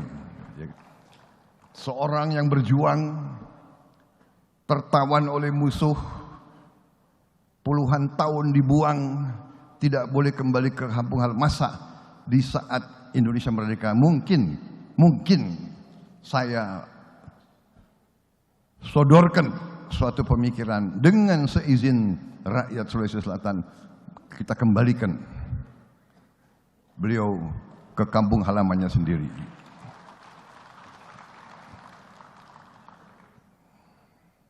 Saudara-saudara sekalian, wali kota, bupati, ya, adalah ujung tombak dari pembangunan bangsa. Saudara-saudara adalah eksekutif yang harus implementasi pembangunan bangsa. Berarti nation building itu adalah tanggung jawab saudara-saudara sebagai ujung tombak eksekutif. Presiden dibantu menteri-menteri, gubernur, kemudian bupati dan wali kota. Betapa bagusnya rencana yang dibuat di pusat, kalau implementasinya tidak bagus, pembangunan bangsa akan terhambat. Saudara-saudara sekalian, kita faham dan kita mengerti bahwa bangsa kita ini saat ini berada di suatu persimpangan jalan. Berada dalam suatu persimpangan jalan. Kita patut bersyukur bahwa bangsa kita telah mengalami proses sejarah yang penuh cobaan dan tantangan. Saudara-saudara, kita harus sadar dan kita harus mengerti bahwa bangsa ini demikian besarnya. Kadang-kadang kita tidak sadar bahwa kita dari segi jumlah penduduk, ya, keempat terbesar di dunia. Tapi dari segi luas wilayah, kita juga negara yang sangat besar, sebesar Eropa Barat. Eropa Barat 27 negara. Kita satu negara. Kita bisa bayangkan Eropa punya 27 kepala negara, 27 kepala pemerintah, 27 parlemen, 27 tentara, 27 sistem politik. Kita satu. Dan kita juga harus paham dan mengerti bahwa kita adalah negara yang sangat kaya. Dari semua lembaga dunia yang meneliti sumber alam mengatakan bahwa kita negara ke-6 terkaya di dunia dari segi sumber alam. Kita. Tapi jangan tepuk tangan dulu. Bangsa Indonesia adalah bangsa yang sangat optimis, ya. Sedikit gembira, tepuk tangan. Tapi ada tapinya. Negara yang besar, negara yang kaya selalu mengundang kekuatan lain, bangsa lain untuk mengambil kekayaan kita. Ini mungkin tidak enak, tapi ini kenyataan. Ratusan tahun bangsa-bangsa lain datang ke kita. Bukan kita ke mereka. Spanyol ke sini, Portugal ke sini, Belanda ke sini. Belanda ke sini nggak mau pulang. Prancis ke sini. Ya. Inggris, Jepang, Mongol, semua ke sini ratusan tahun. They come here, we did not go there. Artinya apa? Dari sejak dulu banyak pihak, banyak negara, banyak kekuatan sudah tahu Kepulauan Nusantara ini sangat-sangat kaya. Dulu tahun 1600-an mereka ke sini karena mereka butuh rempah-rempah. Dulu tidak ada kulkas. Jadi rempah-rempah sangat dibutuhkan untuk mengawetkan makanan. Dan makanan yang bisa diawetkan menentukan untuk kekuatan perang. Kapal-kapal layar butuh makanan yang diawetkan. Jadi siapa yang punya rempah-rempah, dia menjadi superpower. Karena angkatan lautnya bisa bertahan 2-3 minggu, bahkan bisa 1-2 bulan. Demikian Belanda superpower, Inggris superpower, Prancis superpower, Spanyol superpower, Portugal superpower. Mereka menguasai sumber alam. Spanyol kuasai perak dan emas dari Amerika Latin, superpower. Ini sejarah peradaban manusia. Jadi saudara-saudara, para pemimpin rakyat, para kepala negara, para kepala kota, Anda harus paham bahwa negara kita demikian kayanya, dan karena kaya kita selalu harus siap diganggu. Sebagai contoh, Presiden kita, Presiden Joko Widodo, bertekad untuk sumber alam kita tidak boleh dijual murah dalam bentuk bahan mentah. Beliau bertekad dan beliau melaksanakan program hilirisasi. Artinya bahan-bahan kita harus diolah di tanah air kita sendiri. Karena dengan bahan-bahan itu diolah, nilai tambah kita yang kita terima bisa naik puluhan kali, bahkan ada yang ratusan kali. Saudara-saudara, contoh boksit bahan untuk alumina, bahan untuk aluminium bahan untuk pesawat terbang, mobil, motor, komputer, videotron, televisi. Selama ini kita mengizinkan ekspor boksit gelondongan, dan kita beli mobil dari luar, beli motor dari luar, beli komputer dari luar. Demikian juga nikel sama. Selama puluhan tahun, bahkan kita izinkan nikel dijual dalam bentuk mentah. Sekarang kita mengatakan no, kita harus olah di sini. Saudara-saudara,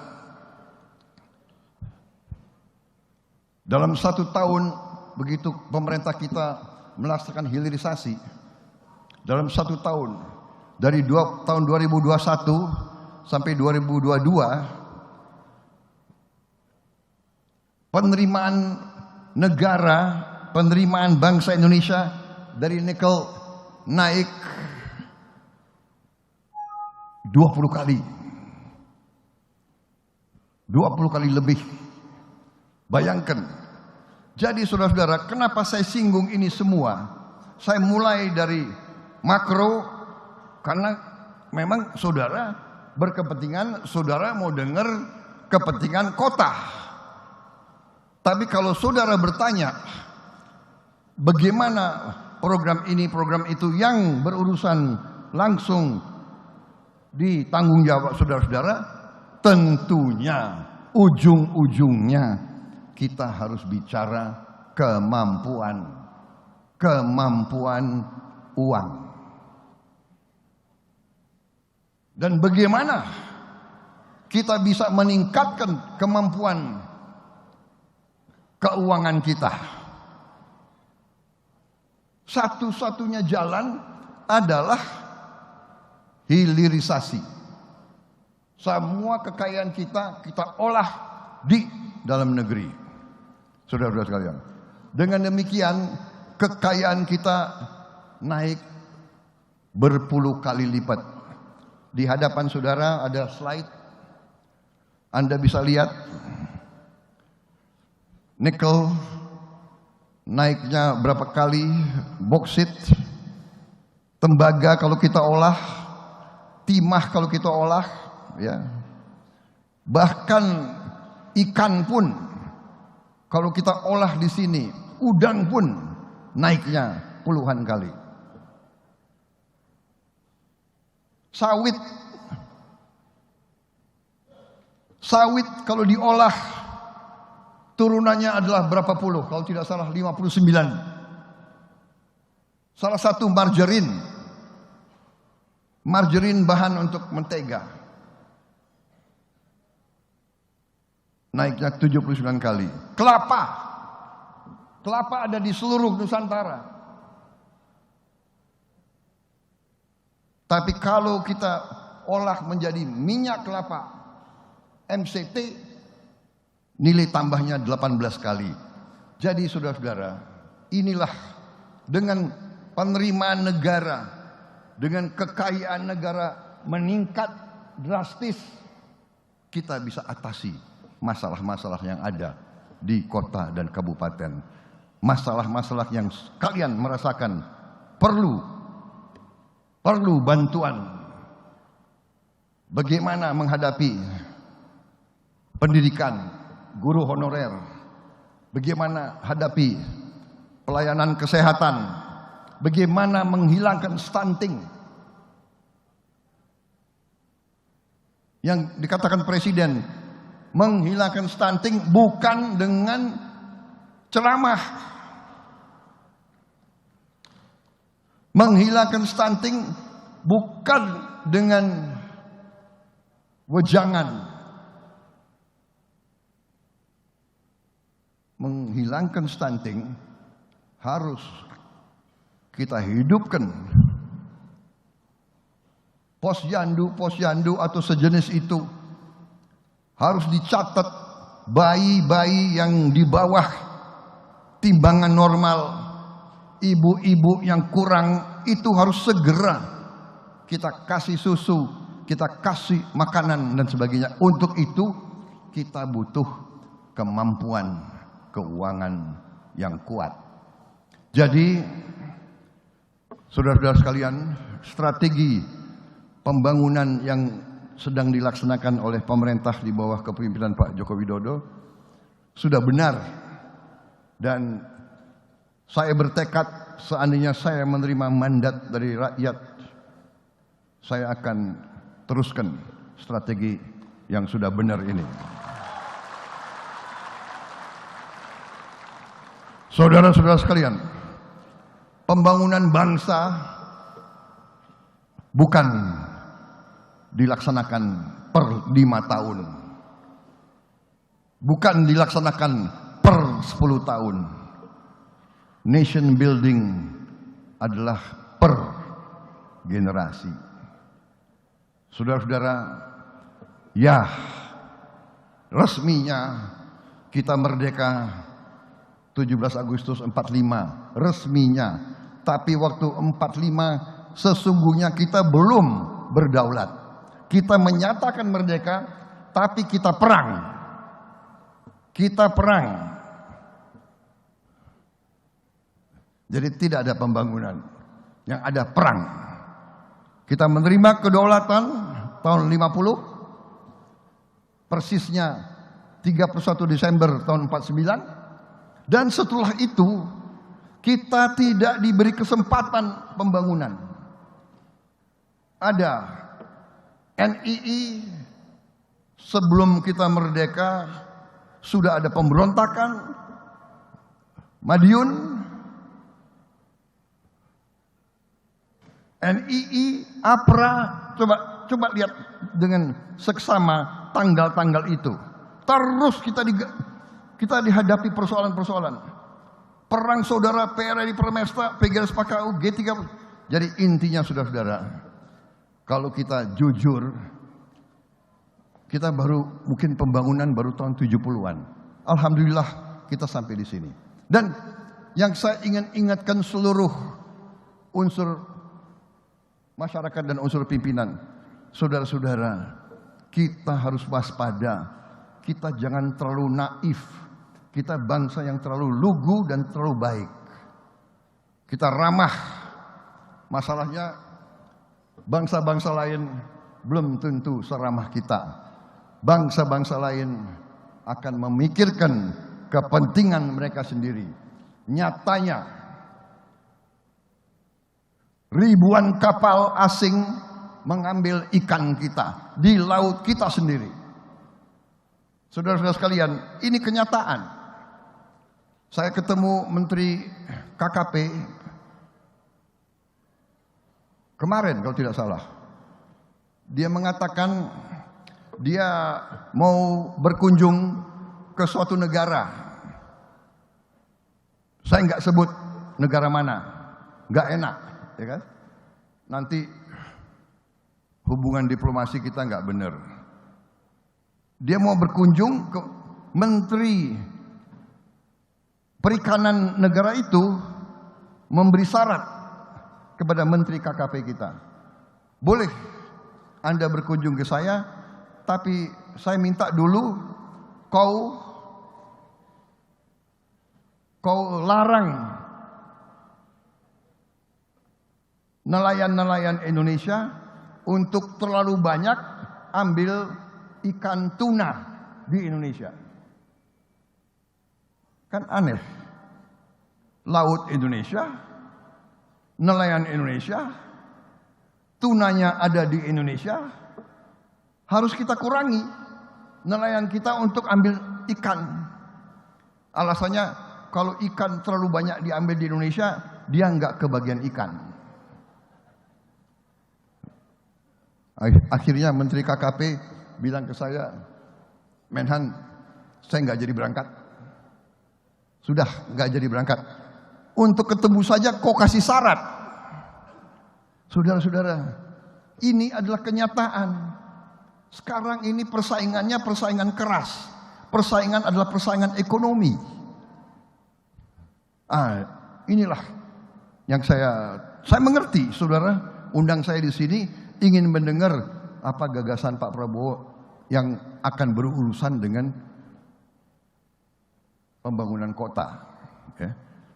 Saya berpendekatan bahwa desa, kecamatan, kota, kabupaten, provinsi ini tidak dapat dikotak-kotakan.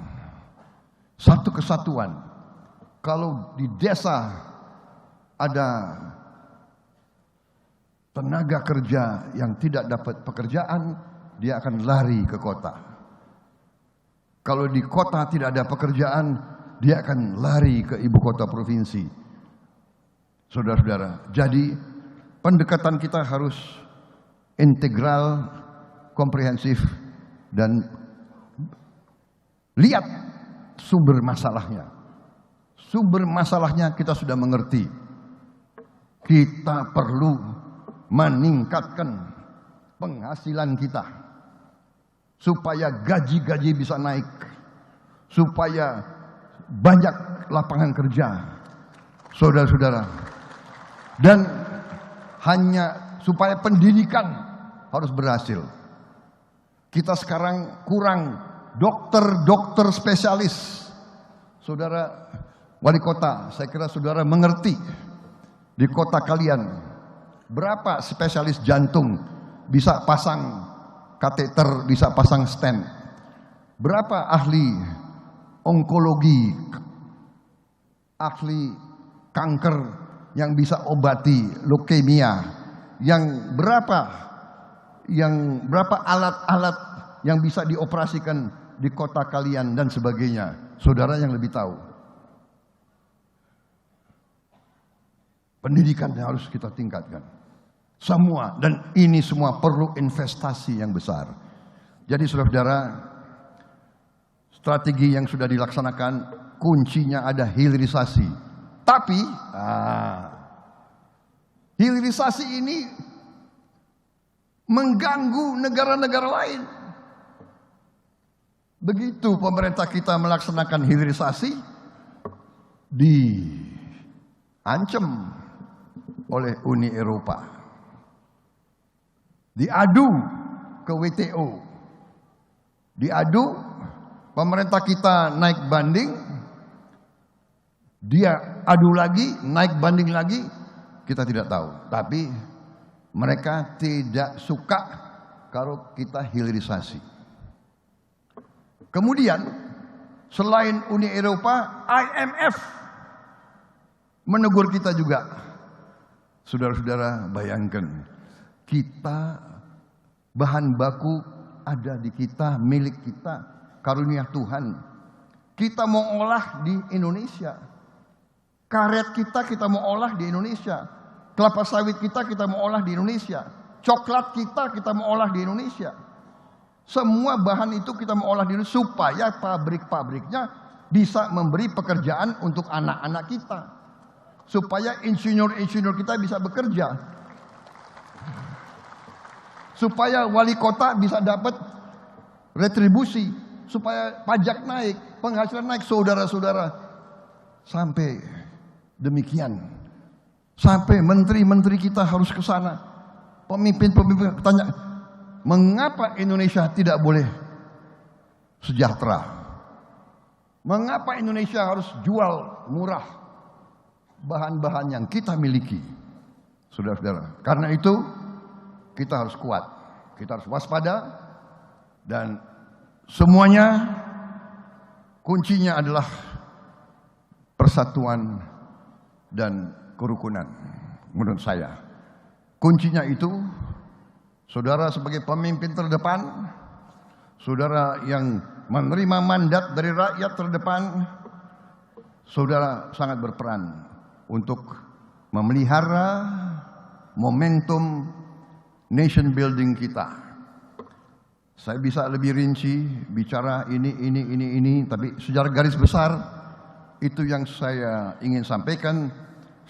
Strategi pembangunan kita sudah benar, hilirisasi di semua bidang sangat penting, dan itu kuncinya bahwa banyak sekali lembaga internasional, pakar-pakar, pengamat, dan lembaga pengkajian mengatakan bahwa kita yang sekarang sudah ekonomi ke-16 dan waktu dekat akan menjadi ekonomi ke-10, dan insya Allah 2045 di zaman tadi generasi Z muncul, kita sangat besar kemungkinan bisa menjadi negara ekonomi kelima di dunia atau keempat. Tapi kembali ada syaratnya. Syaratnya adalah, bisakah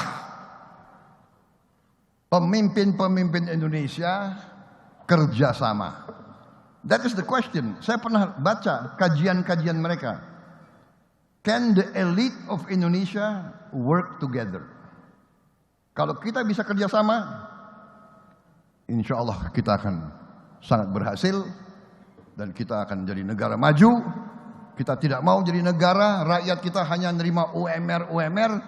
Kita mau dan kita mampu menjadi negara berpenghasilan memadai. Saya kira itu, saudara-saudara. Kita bersyukur kita berhasil mengatasi berbagai krisis yang sangat berat. Kita selalu, kalau terjadi dan kita sudah berhasil, kita lupa kesulitan kita. Waktu COVID mulai datang ke Indonesia, marilah kita ingat, belum ada vaksin, kita tidak tahu virus apa, kita takut. Banyak yang takut keluar dari rumah. Kita cuci tangan setiap 5 menit, pakai masker, dan sebagainya dan sebagainya. Dan kita diramalkan bahwa Indonesia akan kolaps. Muncul di CNN, muncul di mana-mana. The Indonesian health system on the verge of collapse. Alhamdulillah kita buktikan kita tidak kolaps. Kesehatan kita lumayan, pengorbanan dokter-dokter banyak, perawat-perawat banyak berkorban, tapi kita mampu mengatasi lebih cepat dari banyak negara lain. Dan itu adalah karena keberhasilan kepemimpinan pemerintah kita yang dipimpin oleh Presiden Joko Widodo dan adanya kerjasama elit. Pada saat itu kita tidak memandang partai apa, kita tidak memandang suku apa, kita tidak memandang agama apa, kita tidak memandang ras apa. Kita bersama-sama telah mengatasi krisis itu. Dan sekarang saya kira kuncinya adalah demikian.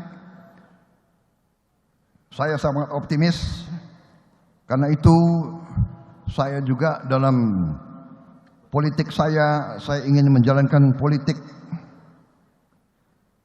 kerukunan, politik kebersamaan, politik kesejukan. Saya menjadi semakin yakin gaya demokrasi kita, gaya kepemimpinan politik kita harus kepemimpinan politik yang sejuk, yang bersahabat, yang santun dan yang sopan dan yang mengajak kebersamaan. Saya kira ini sangat penting.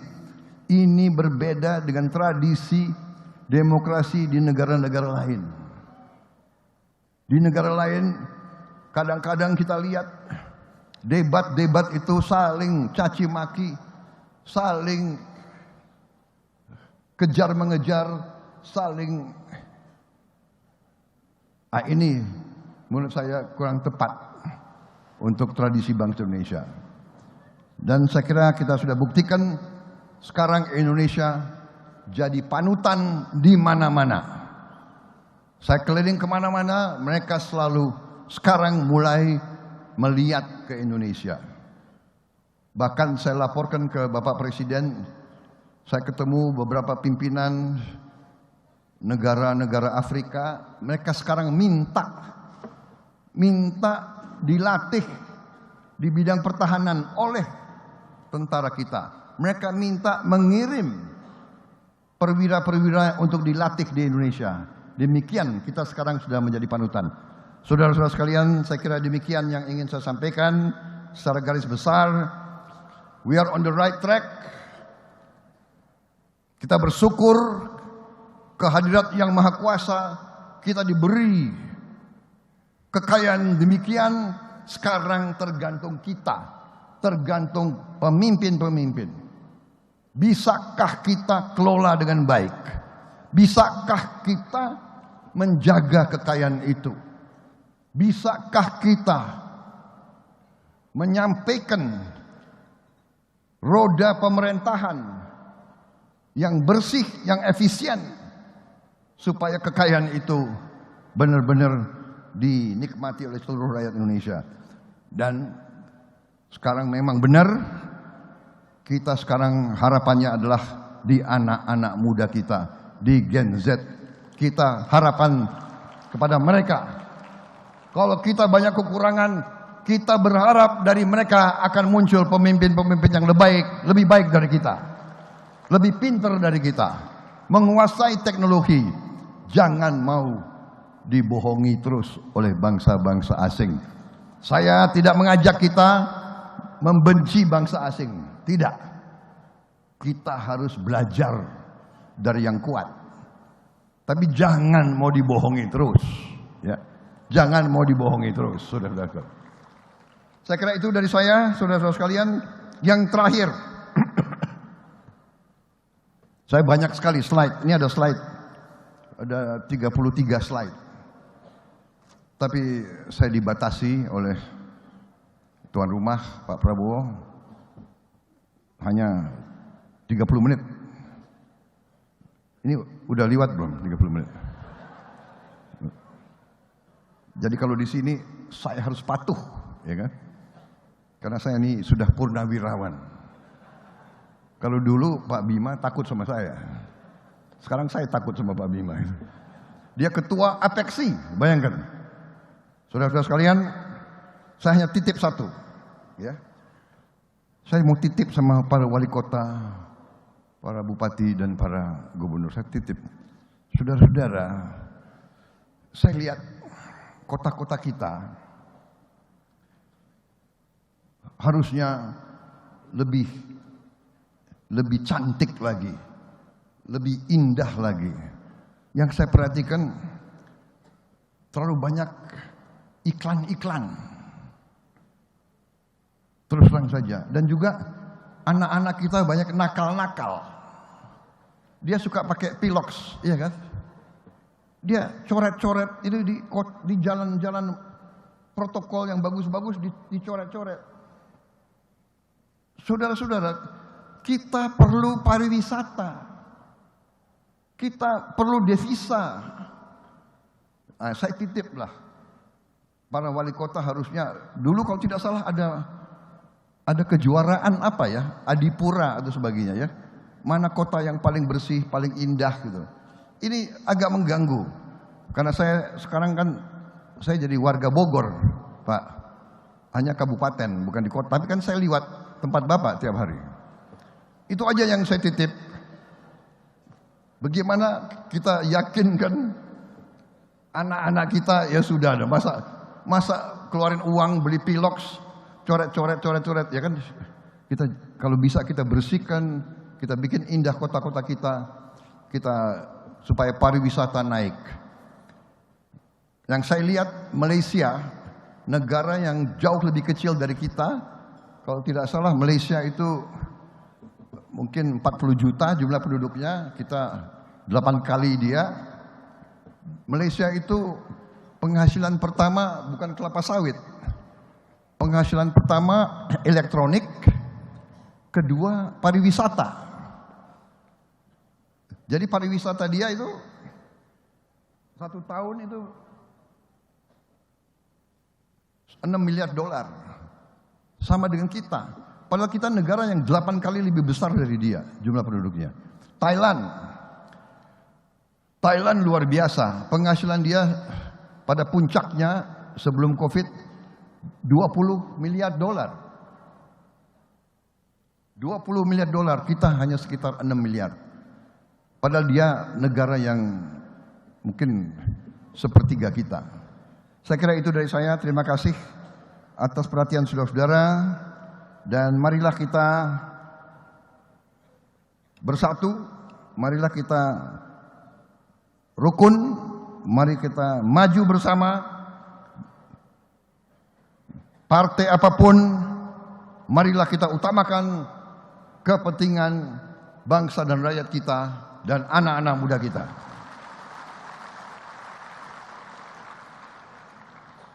Terima kasih. Wassalamualaikum warahmatullahi wabarakatuh. Salam sejahtera bagi kita sekalian. Shalom, Om Santi, Santi, Santi Om. Terima kasih, saudara. Terima kasih. Tepuk tangan untuk Bapak Prabowo Subianto.